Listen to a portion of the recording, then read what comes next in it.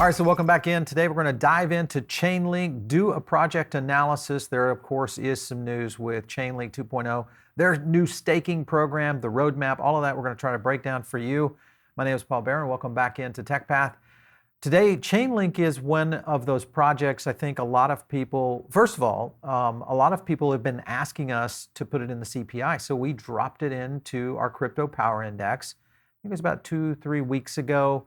We had been tracking it, but we didn't do it on an ongoing basis like we do now, where if you're in the crypto power index and you're a member, you get 3 different drops of data per week. Right now we drop on Monday, Wednesday, and Friday, and of course Chainlink is in that group.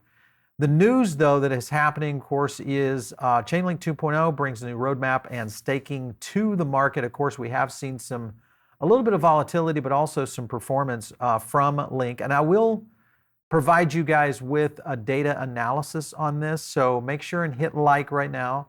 If you want to see the sentiment comparison, there's some interesting things in it that we are going to show towards the end of the video. So stick around for that. Make sure and put your comments below, because we'd always love to get input on you guys on what projects you would like to see in our crypto power index, because a lot of times we'll showcase them here on the show free of charge. But if you really want to dive in, get into the paid side of things. So it's the latest token to get a bump in its price after announcing the upcoming implementation of staking. The decentralized Oracle network that provides off-chain information needed for proper functioning of smart contracts. Think of Chainlink, because a lot of people ask me about that, what does Chainlink do?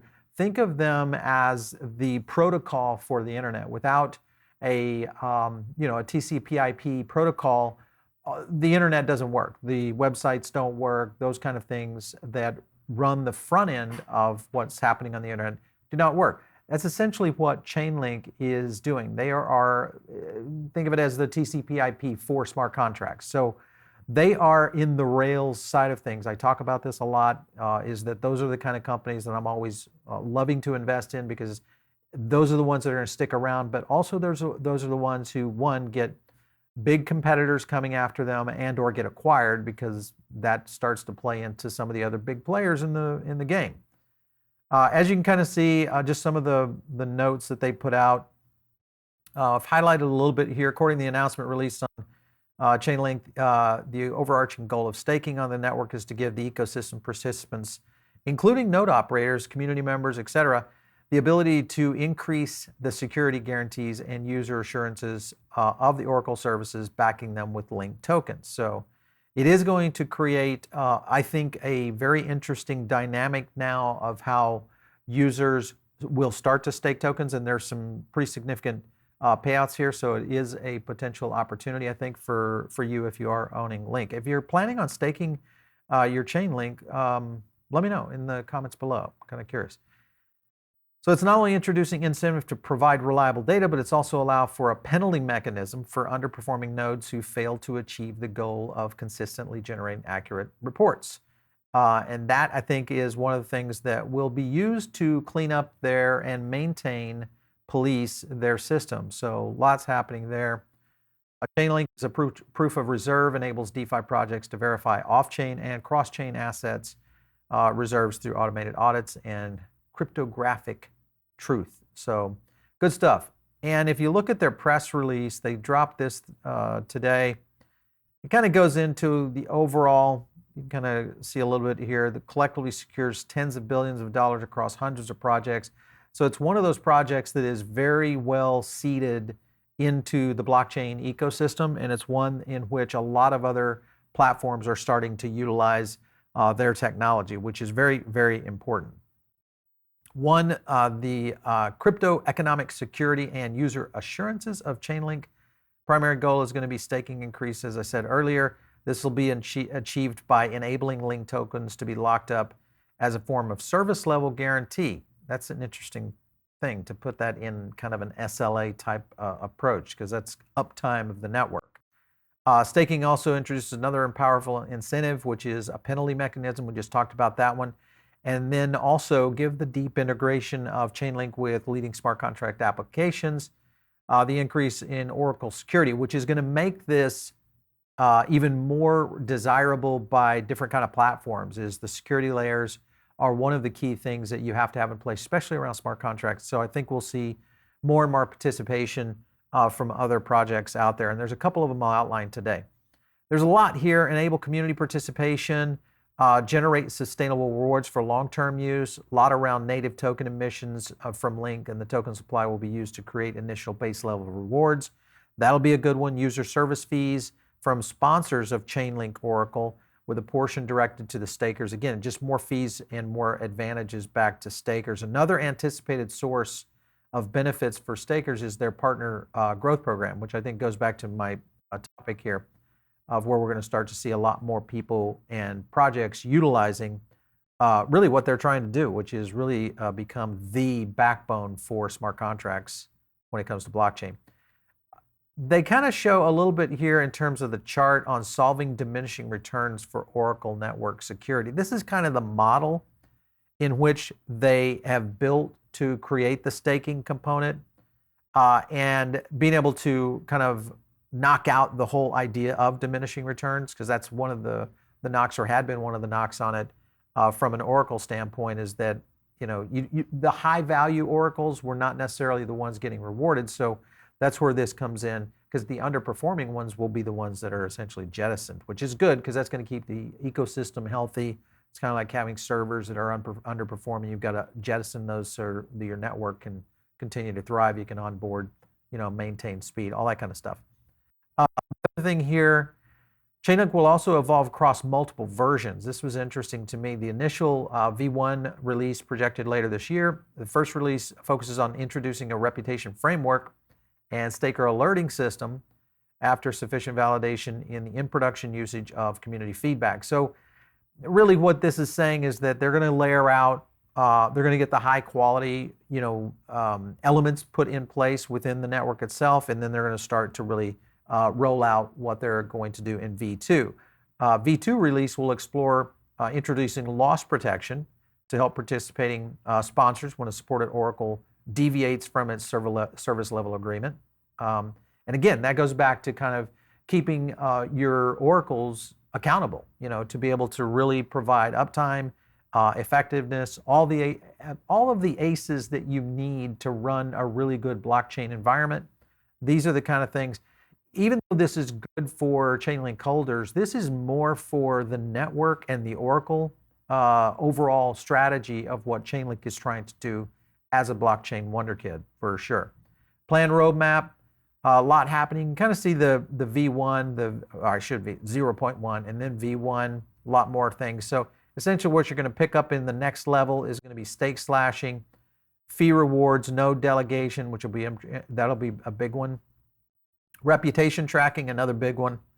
And more feeds, I think that's just going to come. But then going over to V2, this will be going into more services. That I'm curious about, because if they are going to offer more services, what will those be? And then loss protection is going to be the big one, I think, that really kind of solidifies what they're trying to do. We kind of jump over here to another article. Though a minor correction has brought Link, there was a minor correction on Link to A41 by press time, it still represents a solid increase of 10%. Now, this is something, because if you are just investing in Link overall, one of the things that you would think with this kind of news is that we would see a fairly significant move. And if you do look at the data and the on-chain data, as well as just the charts, if you're looking at TradingView, all those, and I'll show you an example of this and what it's looked like over the past 10 days, because there is a pretty significant upline that Chainlink has been under, and it just depends on where you are and where you've invested in at Chainlink. But they are saying that the economics here are a little bit, maybe not necessarily as strong as everyone thinks. This article right here kind of breaks this down. Chainlink is back, but there is a major roadblock for investors ahead. And mainly what they're saying is that there may be some pressure, especially from the overall, and I think this is going to come from people not necessarily understanding what Link is and what its potential is. It's kind of like not understanding AWS, 10, 15 years ago. Nobody really understood what that was for Amazon, and now it's probably it is their number one business unit. And There's reasons for that, and that is kind of where I think Chainlink is today. Link bulls are undoubtedly back, but they haven't been since the last few days of May, when it delivered a much-needed upside. It continues to build on the same bullish strength this week, as evidenced by the rally, which we saw. This was on June 6th. However, the DMI indicator confirms that bullish momentum was building up already. This actually shows up in our sentiment data, and I'll show you that in a little bit. And though it does look like the rally is in for a breakout, it's a very narrow range here, and there are some factors that suggest that this may not necessarily run. That is my thesis on this. If you're looking at Link right now, at the time in which all of this is happening, the amount of news that's really kind of glowing in, not only to Chainlink but also into the market, because there's been a little bit of volatility. Obviously, we've seen some movements with ETH and Bitcoin, and then a handful of metaverses have had some moves as well. And I'll show you this in a moment, but I think there is some indicators here that you can be watching for. All right, so I want to thank our sponsor today. That's iTrust Capital. If you guys are looking at long-term investment, this is the way to go, and that is a crypto IRA. One thing is that I always look at is who is the most trusted ones out there. And when you think about trust, you always look at kind of the overall value. And what they've done here is over $5 billion in transactions. They did a raise at $125 million, which gave them a $1.3 billion value, and then over 150,000 accounts have been created on this program. So great platform, easy to get to. Make sure and use our link below and use iTrust Capital. You're going to get $100 in a funding reward when you sign up with our link. Make sure and check it out. This was in an announcement sent to Cointelegraph. Blockchain Oracle notes that upon launch, 7 price feeds will be available to Solana developers, including all this. At the later stages of the integration, more Chainlink Oracle services and price feeds will be made available as well. So this is where it's coming from. Anatoly, who's the founder of Solana, believes that Chainlink integration will help developers build DeFi-based apps on Solana. Again, these are the things that need to be in place to really get into smart contract evolution and the ability to scale smart contracts when you get into a lot of these projects. And some of the other projects that are jumping in on this, of course, is going to be projects like Illuvium. We've talked about this before. Illuvium is in on integrating Chainlink VRF to secure fair distribution of rare NFTs, another smart contract tool. Then you've got Chainlink jumping over here also saying, hey, we're going to be partnering up with the Go Gala Games, of course, which is integrated Chainlink VRF on the Ethereum side of things. And again, this gets into a lot more layers around what's happening in the NFT space, which again can be a big part of where Chainlink's going to really grow. There's a lot here. There's a couple of tweets I want to show you guys, and then we'll get into some charts. Chainlink staking, it'll be a key part in the multi-chain smart contract economy. Multi-trillion-dollar markets, I would agree with that, is that the size of what we are seeing in blockchain for the future, it's going to need an underlying project like Chainlink to really kind of become the backbone of where it's going. And Chainlink could be the one that is. But there are some other players, and I'll show you those in a second. Link also staking to be released in 3 stages. We just showed you the V1 or 0.1 and the V1 and the V2 and kind of what's expected. So people kind of flowing along there. And then 2022 is the end of the beginning for Chainlink.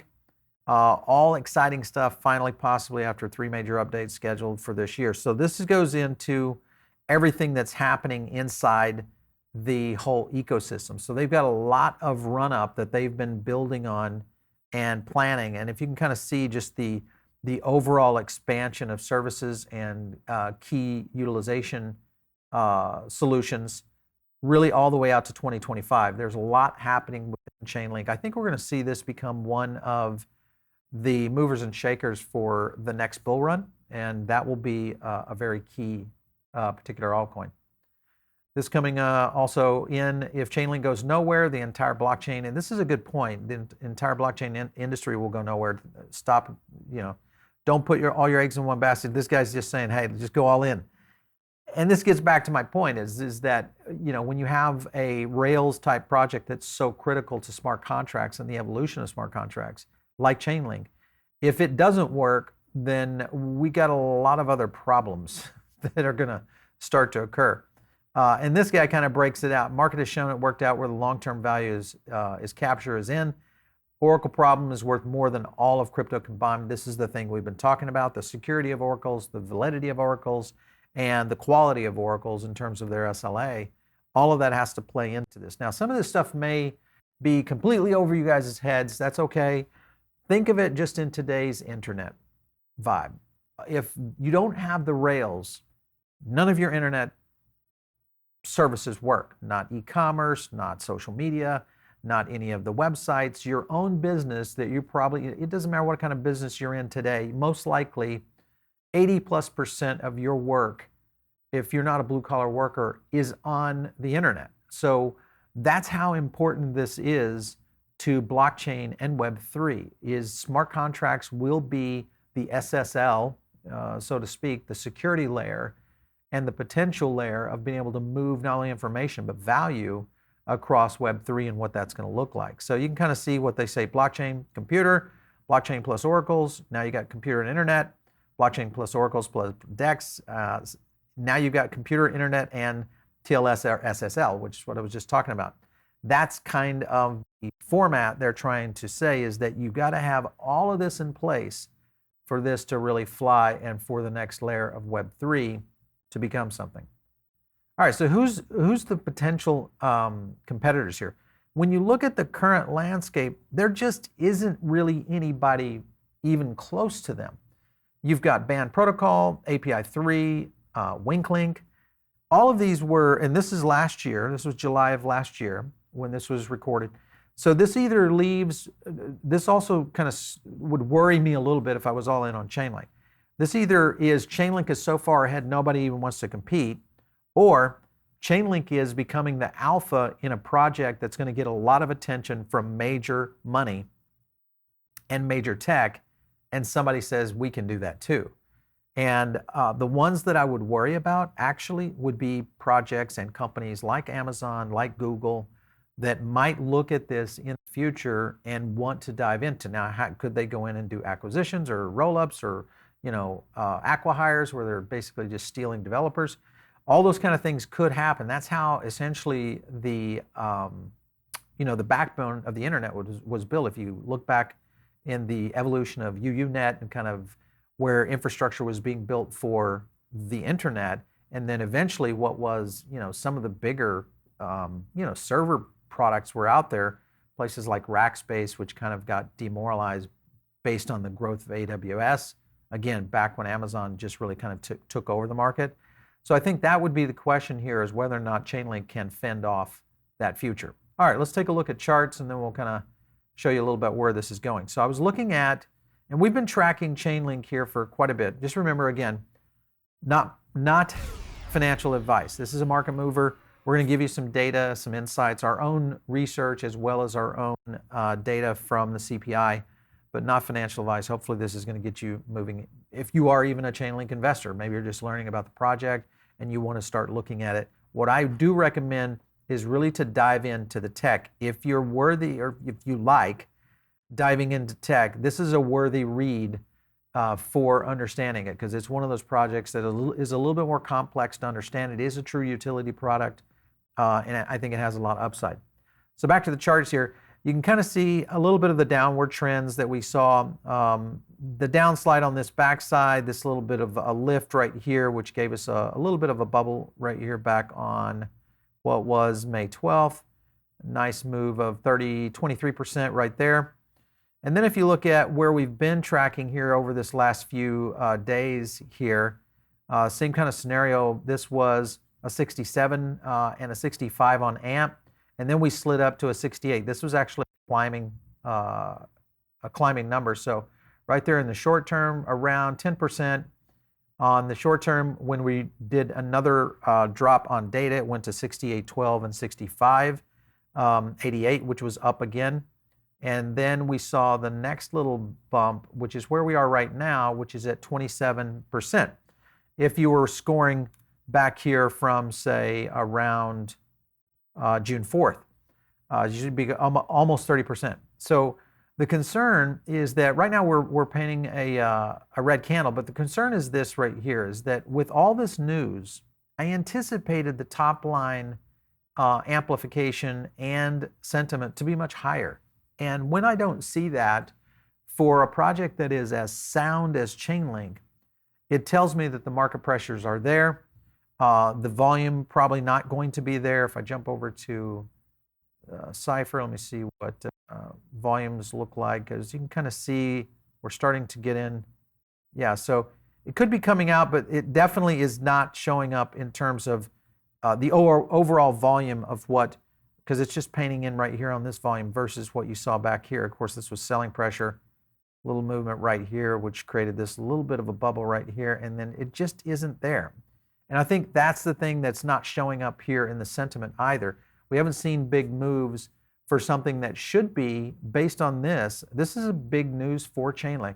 So it's either a situation where we're continue to see altcoin pressure in the market right now, 68.51, just not a big one. I anticipate we'll probably see Chainlink dip a little bit at this point. So it is something that we're watching, and we did kind of track this. You kind of look at where it was, the little dip, and then amplification just not flying.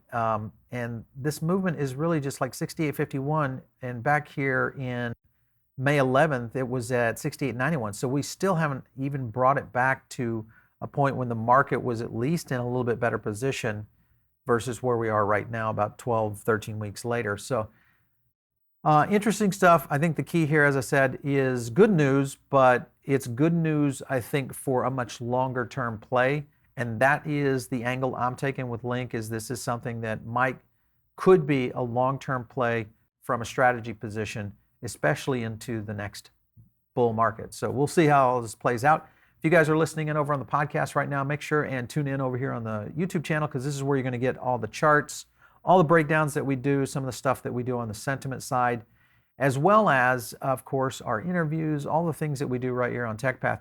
Of course, if you want to reach me, it's out on Twitter at Paul Barron. We'll catch you next time right here on TechPath.